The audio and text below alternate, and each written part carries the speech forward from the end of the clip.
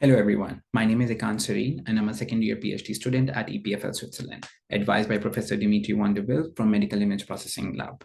Today I'm excited to present to the OHBM community our latest work titled Transcranial Magnetic Stimulation with the Spinal Cord fMRI, a new tool to disentangle spinal motor circuitry.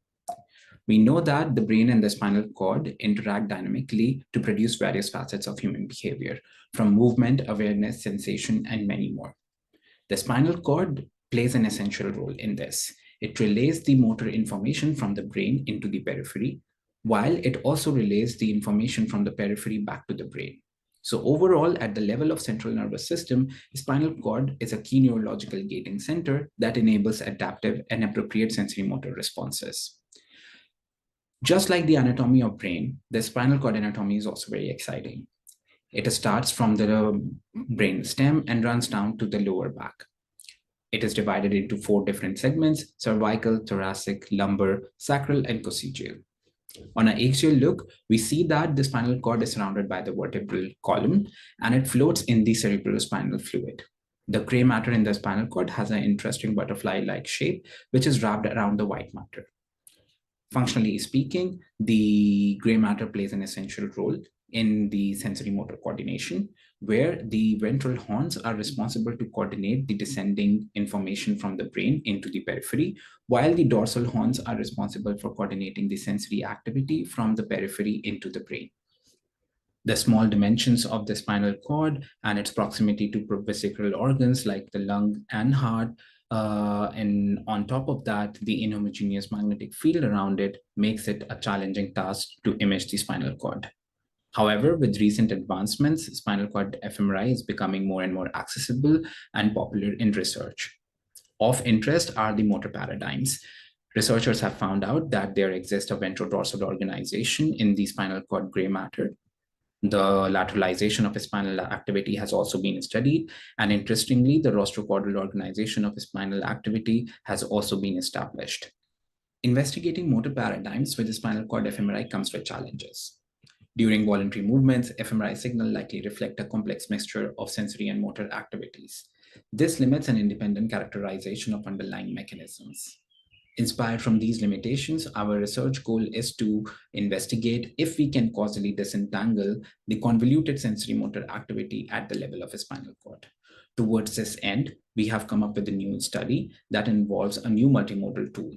This tool includes a neurostimulation at the brain level using MR-compatible TMS and fMRI at the level of a spinal cord. With this new multimodal tool, we want to specifically recruit, image, and systematically investigate spinal motor circuitry. For this study, the main equipment that was used was a MRI-compatible TMS stimulator from MagVenture and a 3 Tesla Siemens Prisma scanner for a spinal cord fMRI. We acquired the data from 5 pilot subjects and 9 young healthy participants in the main acquisition. All the acquisition was done at the Human Neuroscience platform in Campus Biotech Geneva. The first phase of the study was to look at the setup and the pilot testing of the different devices involved in this complicated setup. We looked at the placement of the TMS and MRI coil, the placement of the MRI coil, the placement of the EMG electrodes on the muscle groups of interest, and the stimulation target and intensity in the neuronavigation suite.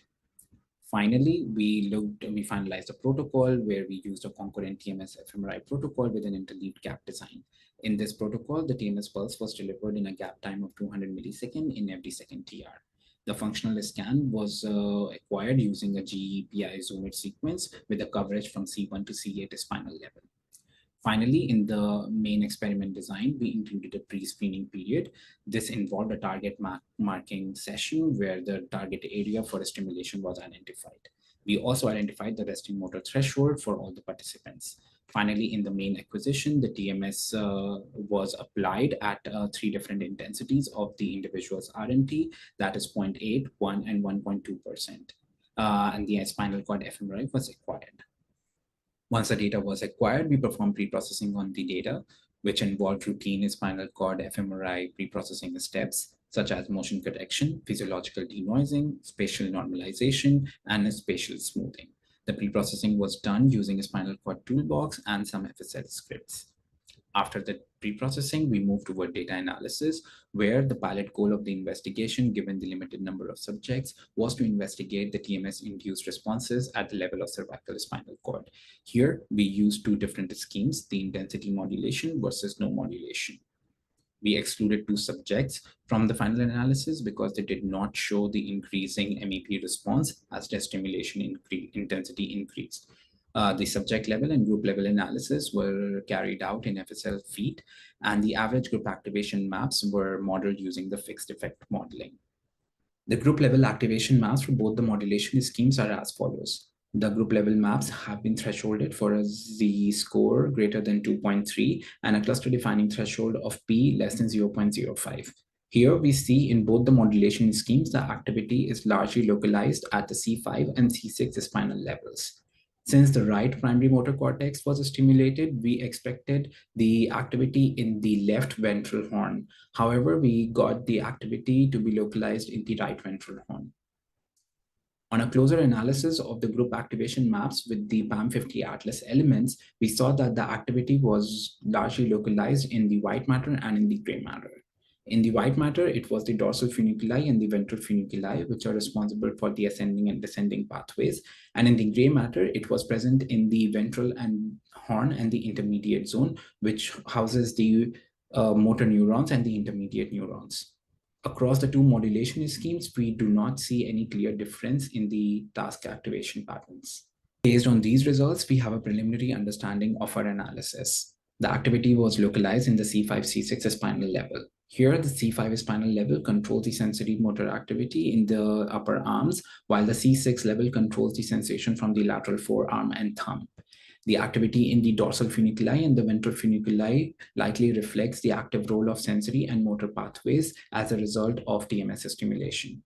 The ventral horn and the intermediate zone activity is likely due to the evoked motor response and the autonomic control as a result of TMS stimulation. Finally, when we compare the TMS modulation schemes, we do see a strong similarity between the average group level effects. However, there is a small change, but largely a mixture of sensory motor activity at different modulation intensities. Finally, the preliminary findings of this novel technique reveal dynamic yet similar sensory motor patterns in the cervical spinal cord for different TMS intensity modulation schemes. Based on the limitations of these preliminary findings, we inspire our future work in two major directions. First is to do a controlled investigation of the conditions where the motor evoked response was generated in order to verify and isolate the areas that are responding to the sensory and motor information. The second strategy is to improve our modeling by using motor evoked potential-based regressors to accurately model the effect of modulation instead of using the discrete categories of modulations as done in the preliminary investigations. Finally, we will also acquire more data to improve our group level inference. Finally, I would like to extend my gratitude to my team, Nawal and Professor Van de Wil, for their constant support in this project, and our collaborators, Estelle and Professor Friedheim. I would also like to extend a big thanks to my amazing MIPLAB team. If you have other questions or feedback from my work, you can find me at my poster 1275. Thank you and have a good day.